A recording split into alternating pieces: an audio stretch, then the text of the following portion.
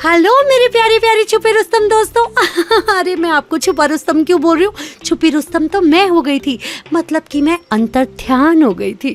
बताती हूँ सब कुछ बताऊंगी, लेकिन उससे पहले ये बताऊंगी कि मैं हूँ कगामी सुखियो वकाने की एक वीट्यूबर और एक बैटल श्राइन मेडन। और याद है ना कि मैं अपनी बहन साकुआ नेचा की सोल को ढूंढ रही हूँ, जिससे मेरा खून का तो कोई रिश्ता है नहीं, पर जितना भी रिश्ता है वो खून से कहीं ज्यादा है, वो भी इमोशनल वाला 440 वोल्ट का। थोड़ा कंफ्यूजिंग है पर दिल से है भाई। हाँ तो दोस्तों ज्यादा बक ना करते हुए मैं बता दूं कि आज का हमारा सीन कुछ ऐसा है। आज हम जाने वाले हैं ओसाका के एक होम सेंटर में और जानते हैं ये जापान का एक असली जुगाड़ मेला है।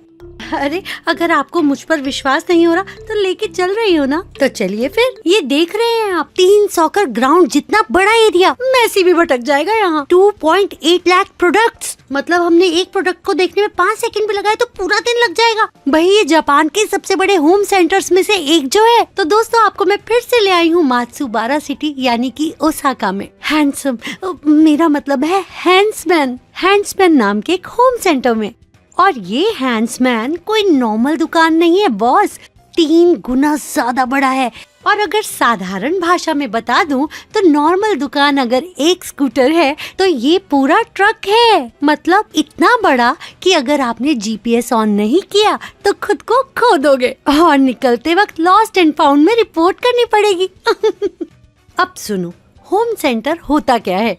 ये होता है घर के काम का असली बजूका। टूल्स, फर्नीचर, गार्डनिंग का सामान और इतनी सारी चीजें कि मम्मी भी कंफ्यूज हो जाए। बेटा कौन सी बकेट लेने आई थी मैं? और अगर यहाँ के थीम की बात की जाए तो यहाँ का थीम है बड़ों के लिए थीम पार्क। मतलब कि बचपन में अगर डिज्नीलैंड जाने का सपना अधूरा रहा हो तो बड़े होकर यहाँ पूरा कर लो। इमेजिन करो, हर वॉल, हर कोना, हर शेल्फ पे प्रोडक्ट्स ही प्रोडक्ट्स और सब कुछ इतना सही अरेंज किया गया हो कि आंखों में जॉय ऑफ टीयर्स यानी कि टीयर्स ऑफ जॉय आ जाएं।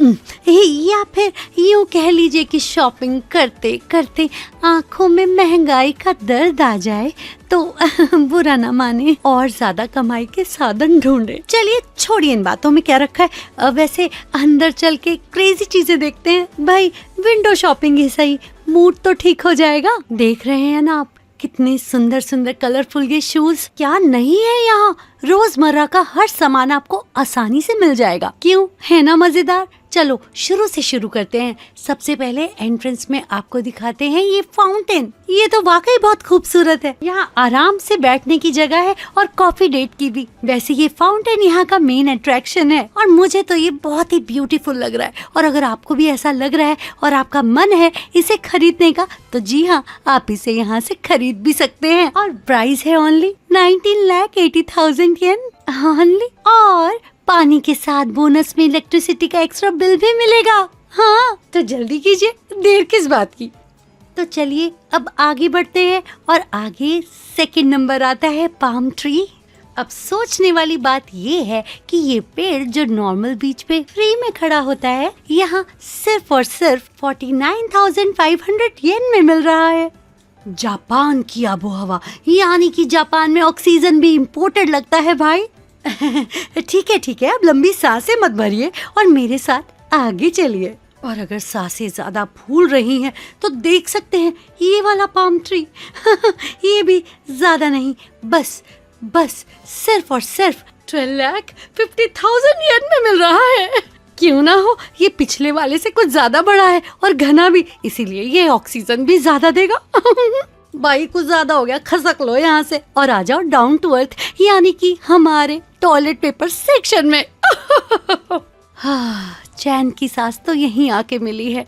देख रहे हैं आप, यहाँ तो टॉयलेट पेपर का फुल म्यूजियम बना दिया गया है। पूरे 50 टाइप के टॉयलेट पेपर्स हैं यहाँ। Soft, extra soft, cotton touch, feather touch, बस 24 कैरेट गोल्ड टच नहीं है।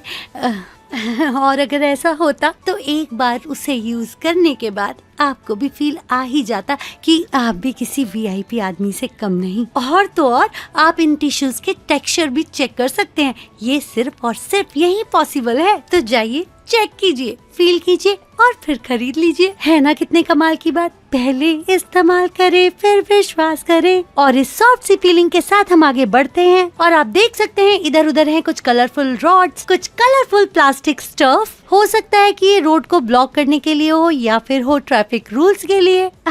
इससे तो फिलहाल अभी मेरा कोई लेना देना नहीं है, तो चलते हैं आगे जहाँ होंगे बहुत सारे कार्टून्स वाले स्कूल के टूल्स, जहाँ होंगे ढेर सारे colourful stationery, school lunch box, pencil box, pen, pencil और बहुत सारे ऐसे प्रोडक्ट्स जिसे स्कूल में ले जाकर बच्चे बहुत खुश होते हैं। यहाँ आप देख रहे हैं कितने सारे स्कूल के शूज हैं। इन स्कूल शूज को देखकर मुझे अपने बचपन के दिन याद आ गए। वैसे क्या कभी आपके साथ ऐसा हुआ है कि आपके शूज दूसरे बच्चे के शूज से एक्सचेंज हो गए हो और उन्हीं शूज से आपकी मम्मी ने आपकी पिटाई की हो? याद कीजिए, दिमाग पर थोड़ा जोर डालिए, याद आ जाएगा। ये बच्चों के लिए जापानीज एलिमेंट्री स्कूल के शूज हैं जो बहुत ही कंफर्टेबल होते हैं। यहाँ पर ये शूज हर साइज में हैं और यहाँ इसका प्राइस भी दे रखा है। यहाँ देख रहे हैं कि किस तरह से प्लास्टिक के कवर में इन्हें पैक करके अच्छी तरह से रखा गया है with proper size and rates दोनों ही क्लियरली लिखे हैं। और आप ये देख रहे हैं ये है एक नेम टैग जिस पर बच्चे अपनी क्लास और नाम लिखकर उन कपड़ों से पिन करते हैं जिसे पहनकर वो स्कूल जाते हैं। इन नेम टैग्स के कितने अच्छे अच्छे डिजाइन और कलर्स हैं। बच्चों के लिए कलरफुल आइटम्स जिसे उन्हें देखकर खुशी महसूस होती है और मुझे भी। और आपका इस बारे में क्या कहना है? तो चलते हैं एक ऐसे सेक्शन में जहाँ मिलेंगे आपको वियर्ड फॉसेट्स और ऐसे फॉसेट्स का भी मिनी म्यूजियम है। यहाँ कितने सारे फॉसेट्स हैं। यहाँ बच्चों के वॉशरूम के लिए अलग, बड़ों के लिए अलग, कुछ सीरियस काइंड ऑफ तो कुछ फंकी। देख रहे हैं कितने अलग अलग डिजाइन हैं यहाँ। और ये वाला देख रहे हैं ये कितना अलग है ना? ऐसे टैब्स को देखने में आर्ट इंस्टॉलेशन लगता है, जैसे पानी कम और इंस्टाग्राम कंटेंट ज्यादा। देख रहे हैं कितने सारे डिजाइन है यहाँ। केटल है, डक है और ये क्या बनाना। ऐसे टैब्स कौन बनाता है? चलिए अब इन वियर्ड फॉसेट्स के बाद बारी आती है नेक्स्ट हमारे एनिमे कोलैब की, यानी कि एनिमे फैंस के लिए तो यहाँ पर फुल मस्ती धमाल है, जहाँ आपको मिलेंगे एनिमे मॉडल्स। भाई कमाल है।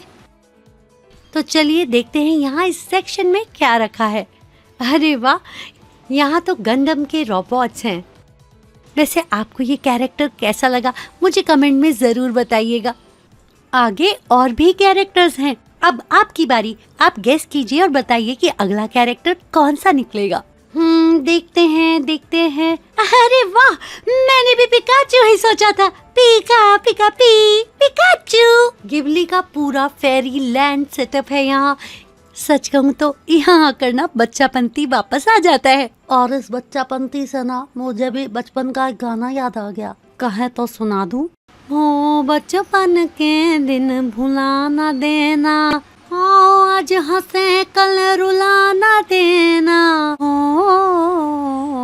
और चलते चलते यहाँ के फ्लेवर में आया थोड़ा सा ट्विस्ट। जब आगे चलकर देखा तो क्या देखा? तो गेस कीजिए क्या हो सकता है ये है मिट्टी का बना पत्थर जहाँ लिखा है इम्पोर्टेड फ्रॉम इंडिया। तो देख रहे हैं इंडिया की मिट्टी का स्वैग ओसाका तक पहुँच गया भाई। दिल गार्डन हो गया। वैसे ये मिट्टी किस काम की हो सकती है? देखिए भाई, मुझे तो समझ नहीं आया, लेकिन अगर आपको आया तो प्लीज मुझे कमेंट करके बताइएगा जरूर। वैसे मानना पड़ेगा भारत की मिट्टी में कुछ तो कमाल है। इतना चलने के बाद अब हम थक गए हैं और कॉफी के साथ हम खाएंगे हॉट डॉग, और वो भी बटर चिकन करी फ्लेवर। और अब मैं तो अंदर जा रही हूँ और खा रही हूँ, क्योंकि अब मुझसे बिल्कुल भी कंट्रोल नहीं हो रहा है दोस्तों। वैसे आप क्या खाने वाले मुझे कमेंट में लिखकर बताइएगा जरूर। और हाँ, ये भी जरूर बताइएगा कि आपका फेवरेट सेक्शन कौन सा था। और अगर आपको कोई सीक्रेट जुगाड़ वाले शॉपिंग स्पॉट्स पता है तो वो भी जरूर बताइएगा। फिलहाल तो मैं कॉफी कैफे में बैठकर चाय का लुत्फ उठाने वाली हूँ, वो भी हॉट डॉग के साथ। और फिर विंडो से बाहर देखकर मैं ये महसूस करूंगी कि लाइफ कितनी खूबसूरत है, बिल्कुल इस हैंड्समैन की तरह। तो फिर चाय की चुस्की के साथ मैं अलविदा लेती हूँ, आपकी प्यारी कगामी सुकियो। अगली वीडियो में फिर मिलेंगे, तब तक के लिए सायोनारा।